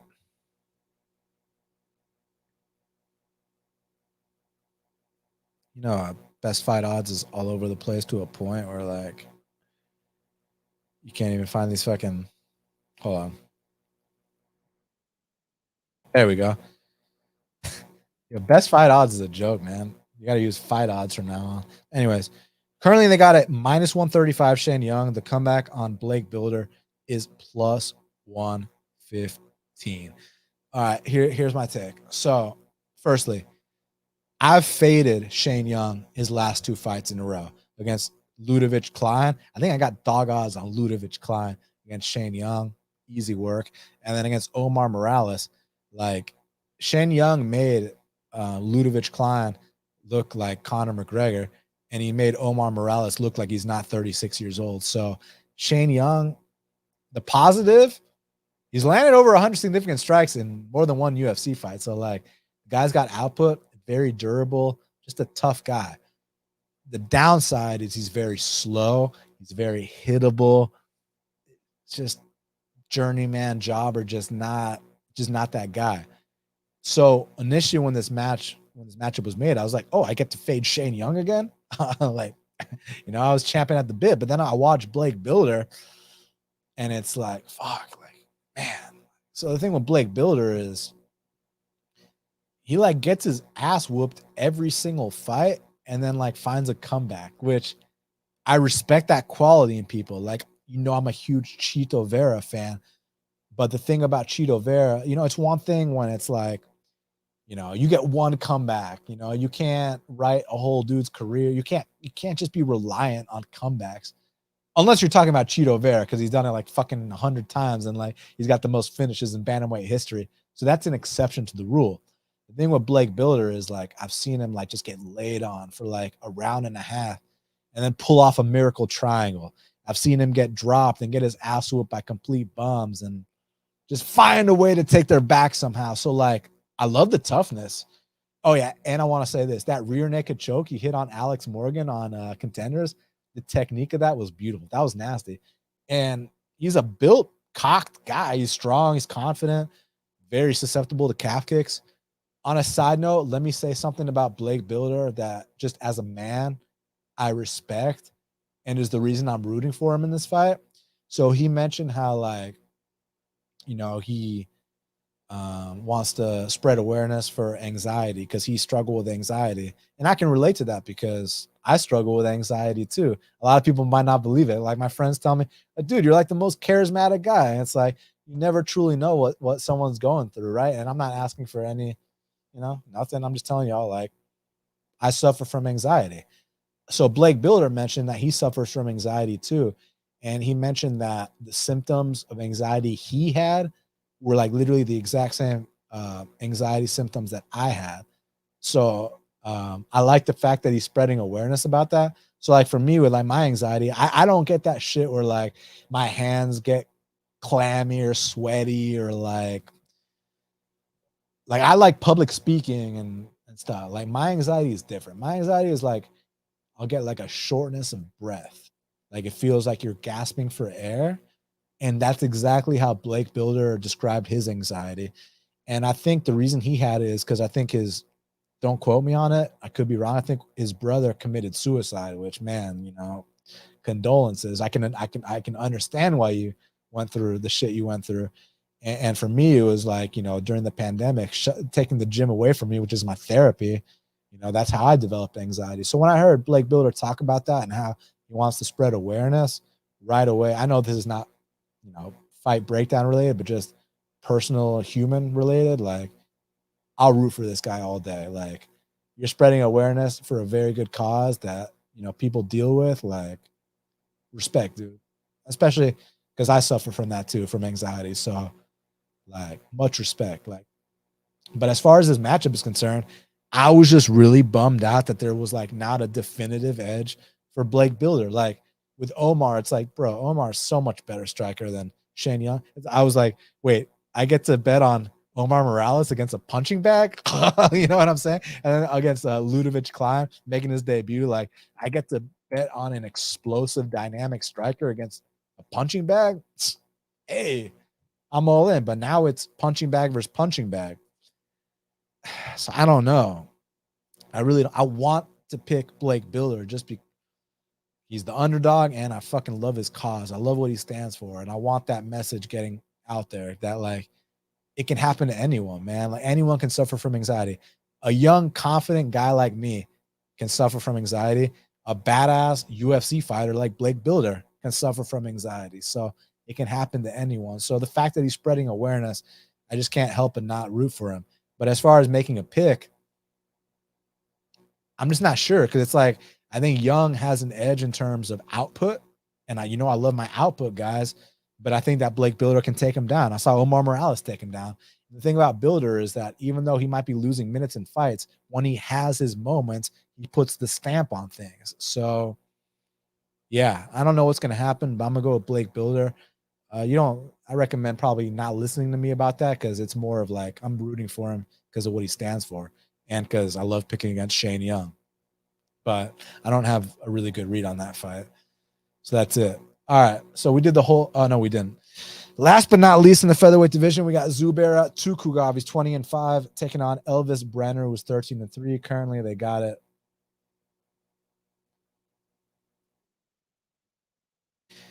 Zubaira minus 540, the comeback on Elvis plus 420.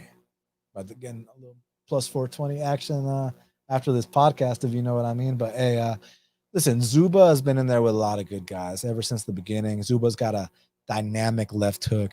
Zuba can wrestle. Zuba trains all these guys in Dagestan. You already know what he brings to the table. It's just you guys don't know what Elvis brings to the table. What Elvis brings to the table, he's a shoot the box guy. So, he's going to walk forward. He's going to throw big bombs, but he is able to be neutralized. He is able to be shut down. And I think that's exactly what's going to happen here. But to give him credit, I mean, he's got some very slick submissions.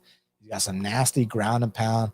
And he's a shoot the box guy. So he can finish fights. He's dangerous. But Zuba, so damn experienced, so seasoned.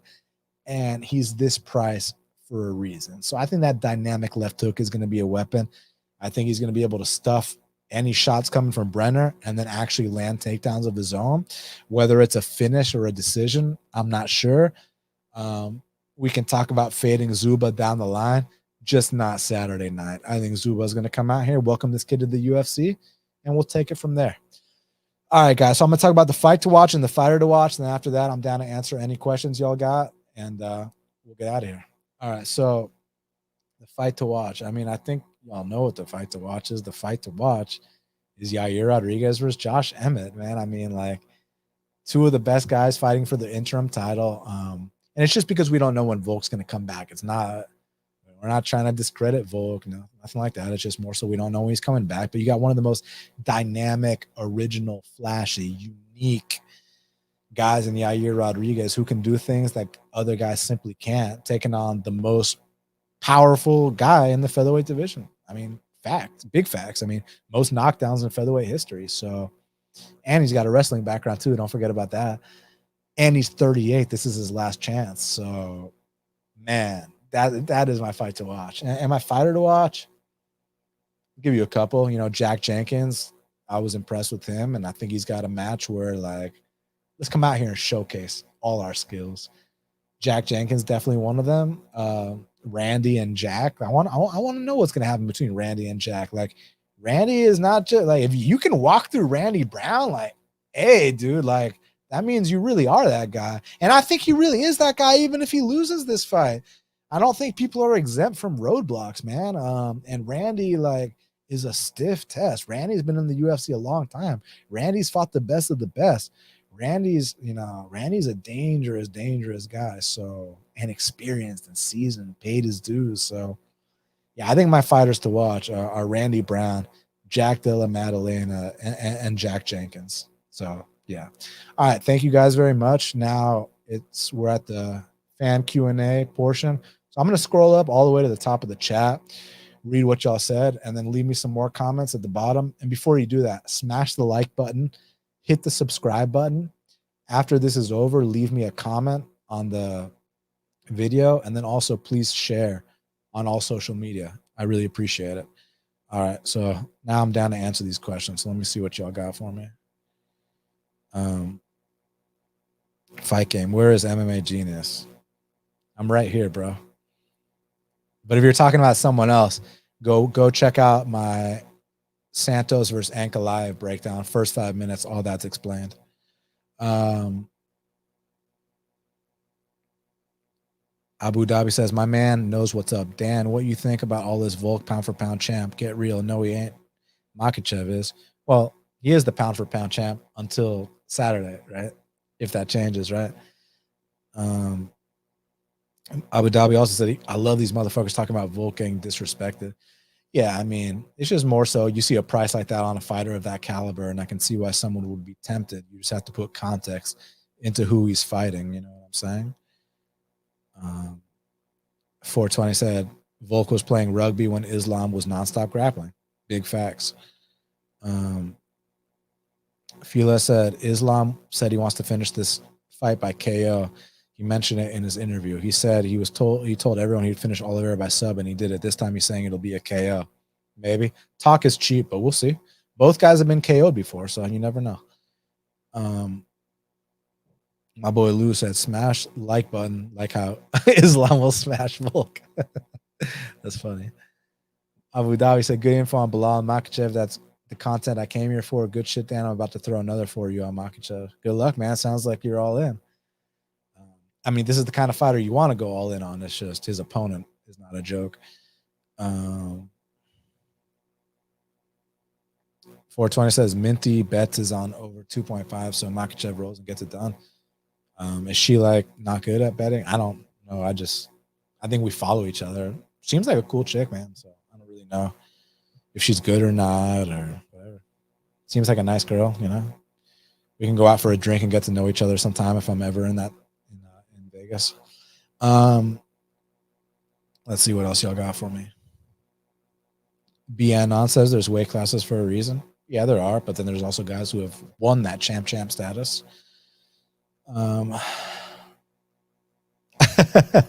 There's levels to this. That Corey Anderson. Yeah, there's levels to this. That's why you're in Bellator, buddy. Let's see. Oh, yeah, about the press conference with Dana forgetting Islam's name. Dude, it was 4 a.m. I don't remember my own name at 4 a.m. Let's see. Dirty Reg says Cater won that fight. Agree to disagree. But either way, if you laid minus 300 on a split decision, that was a bad bet, period, regardless of who you scored it for. And not to mention, Cater was gun shy with that power coming at him first 3 rounds. Let's see how Yair reacts. Yair's got way better footwork than Cater, though. My boy said, I remember now, end of the year robbery was Manpreet. Who? Never heard of him.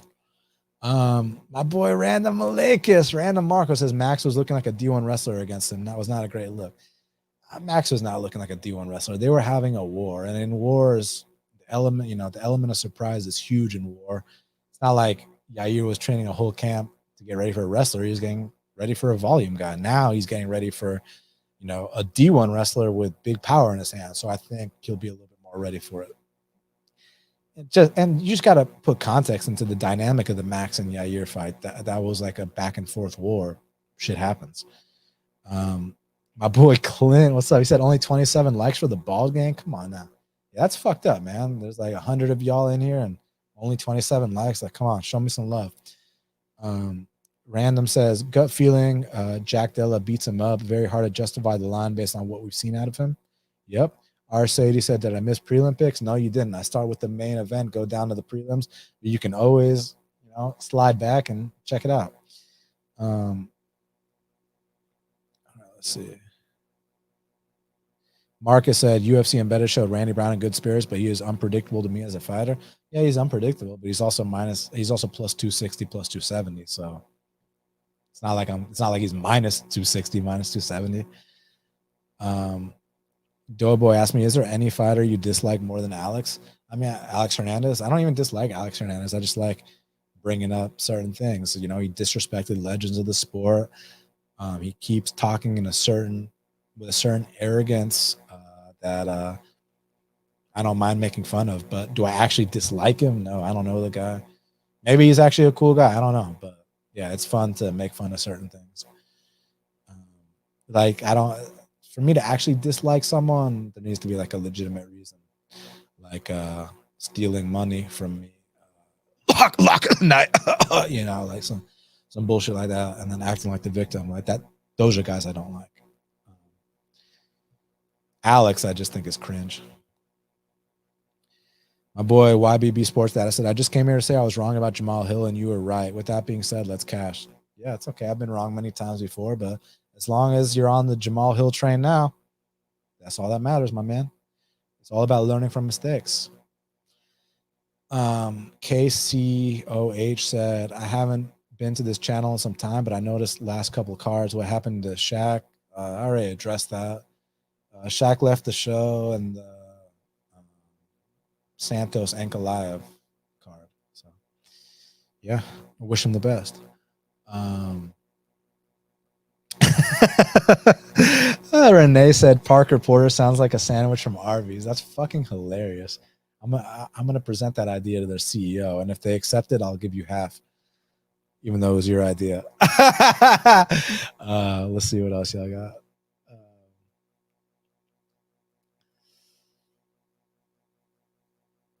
Dominic says back in black. Smash that like, boys. That's right. Smash that like, boys. B. Rizzle says he doesn't think Crute can be trusted. I understand. But he also told me that Zoe looked the best he's ever looked. Yeah, because he was fighting a fucking corpse. And that fight lasted like 2 minutes. Let me see what he looks like 2 minutes into round 3. Then we can talk brand new man,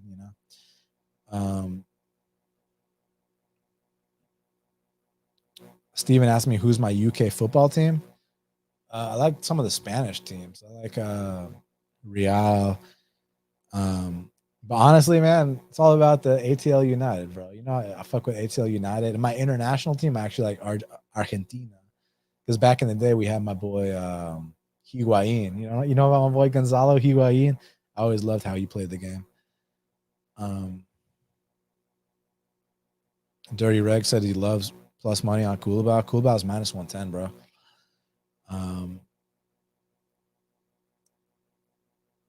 He said, hit us again with the Shannon Ross. All right, let's see. If there's anything else, I'm going to address it. If not, Brian said, Argentine women will cut your wang off and shove it in your mouth if you cheat. No thanks. Yeah, my experience wasn't quite like that, but it was still, she's an amazing chick. Probably one of the most beautiful on the inside and out. But yeah, definitely feisty, definitely fierce. And I just love the spirit of the Argentine women and the Brazilians. So the Brazilians will do things that you never knew were possible, man. We can talk. See, the thing that's cool about Half the Battle is that name Half the Battle doesn't just have to be about MMA. It can be about all areas of life. So my goal down the line is I'd like to talk about all kinds of things. Don't get me wrong. We're still going to have our fight breakdown shows Wednesday at 3 p.m. Eastern. That's not changing, but I want to expand and talk about other things because, my boys got to bring up my Argentine and Brazilian women. We can spend a couple hours talking about that. All right, let me see what else y'all got for me. Daz says Don is a bum, bro. Jack smoking them. Yeah, I think bum at UFC level, but not bum at regional level. And he seems like a nice kid. I like him. It's just business. That's all it is. It's just business, my man. Dad says, I'm riding with Blake on this one. Young is terrible. Okay, but how's Bilder? Like, what's Bilder good at? Getting his ass whooped and then coming back, right? Dad said, Young ain't got no hands, no head movement, low fight IQ, average grappling. Blake's ability to take his opponent's back is pretty fucking good. Okay. I agree with Blake's ability to take the back, but what does Blake have hands? Does Blake have head movement? Does Blake have fight IQ? Does you know what I'm saying? So yeah, I'm rooting for Blake. I love the kid's story. I love what he stands for, and I love fading Shane Young. But for me to see plus money against Shane Young and not jump all over it shows you that I wasn't as impressed as I wanted to be with Bilder.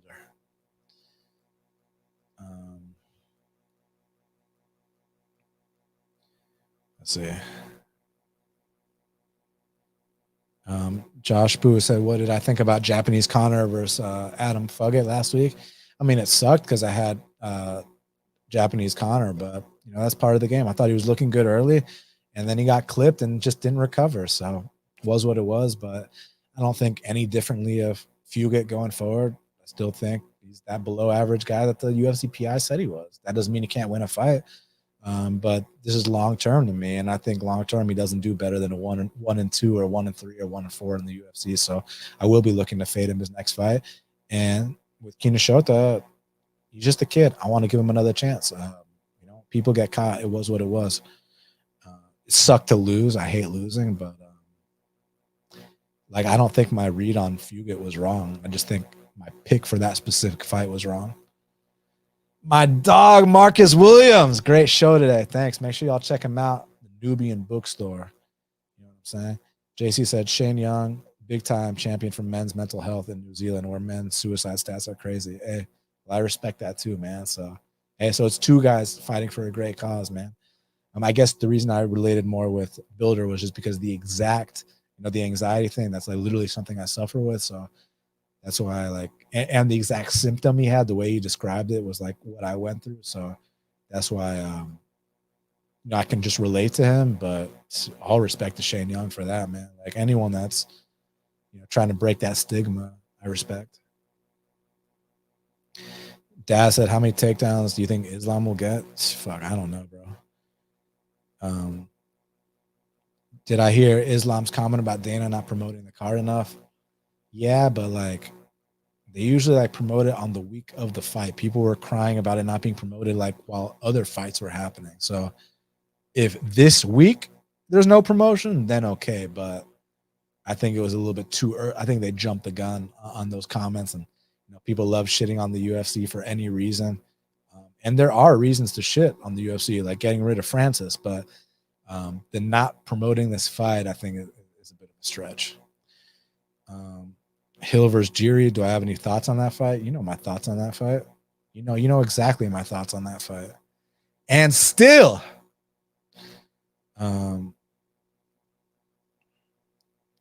Marcus said, Saeed Yakub cut from the UFC. True, if true, crazy. I don't know if he was cut. I think they probably just didn't re-sign him. Yeah, I mean, listen, the kid is good, relentless wrestler, but he probably wasn't going to go that far in the division, and they just didn't have plans for him. And also, he also said, he tweeted a couple weeks ago, how if he didn't win his next fight, he was going to retire. So I don't even know if that kid's even thinking about being a champion. So yeah, is what it's not. I mean, you hate to see someone lose their job, but I remember people when some random dude gets released, people act like the UFC is never going to be the same. It's stop, guys, stop. Renee said, I bet you being a former drummer helps with your grip in BJJ. More than my grip, it helps with my rhythm. It helps with my mental headspace, just staying calm and just being ready to go to the bitter end. Because the drumming requires a lot of stamina, especially if you're playing a long show. So more than the grip, it's really just the creativity and the awareness, and yeah, there's a lot that goes side by side with music and martial arts. Prediction for Johnny Munoz Jr. or Daniel Willie Catch. Y'all know who I got in that one, man. There's no odds yet, so I don't want to say something and fuck up the line for everybody. But y'all know who I got.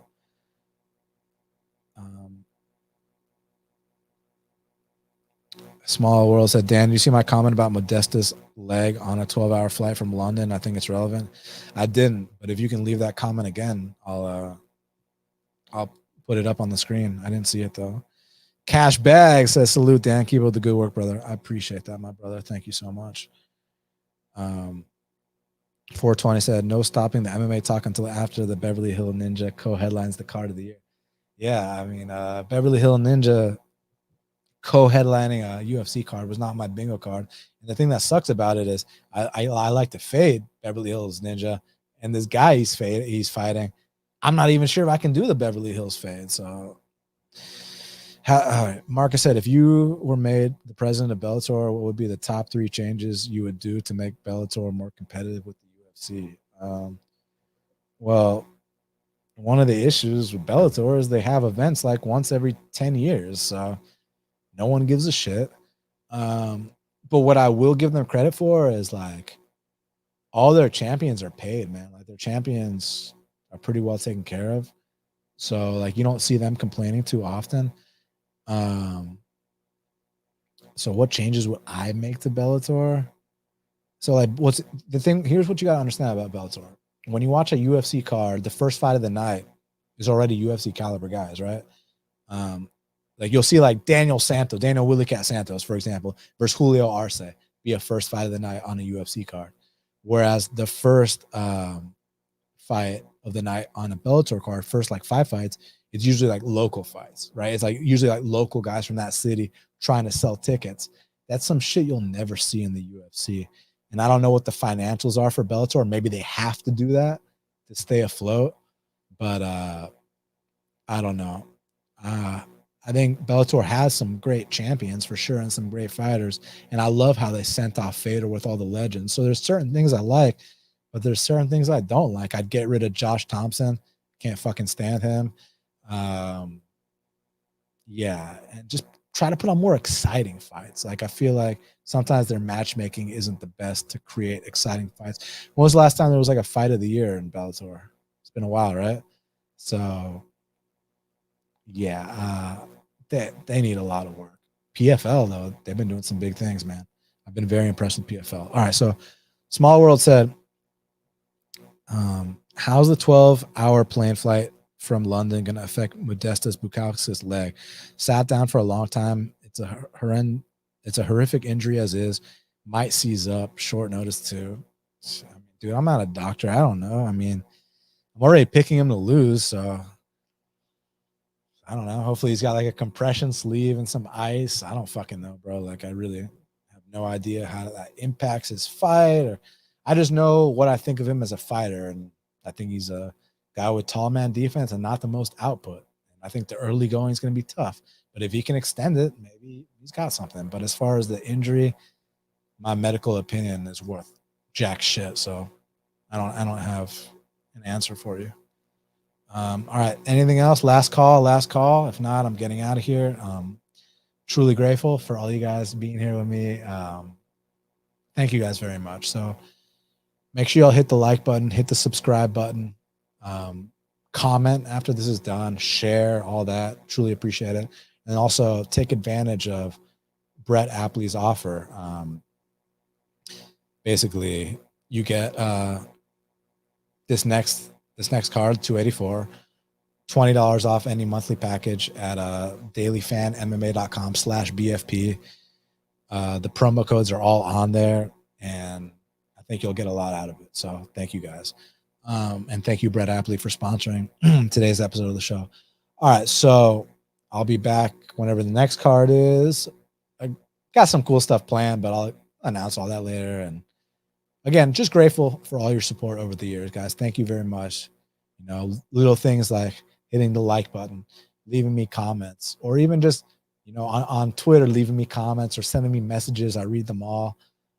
So yeah, thank you guys again for everything. I'm truly grateful. So everybody, best of luck this weekend. I'll see you guys next time. And until that next time, let's cash these bets.